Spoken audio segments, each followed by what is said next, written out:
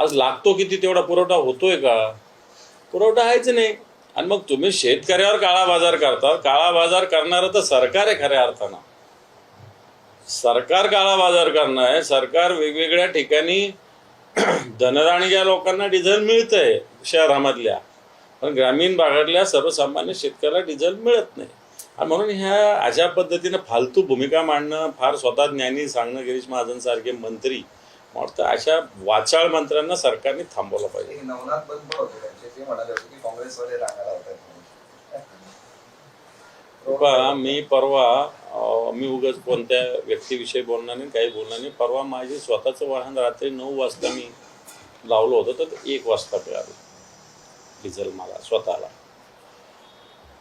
मला लवकर मिळालं पाहिजे असं माझं मुळीच म्हणणं नाही. जे सगळ्यांना जसं न्याय तो मलाही मिळाला पाहिजे, त्याच्याविषयी काही प्रश्न नाही. पण मी 4 तास उभा होतो. मी काय काँग्रेसवाला आहे का? आणि अनेक लोक आहेत असे. आणि तुम्ही पक्षाच्या शेतकऱ्यांना वगैरे कशाचे ते शेतकरी आहेत, कसला पक्ष त्यांना काय घेणं? निवडणुकीच्या वेळेस पक्ष असतो. आता ह्या रिकाम्या बालता करणं, मला वाटतं मूळ समस्या सोडवण्याच्या ऐवजी अशा पद्धतीनं मिसगाईड करणं असा हा प्रकार आहे.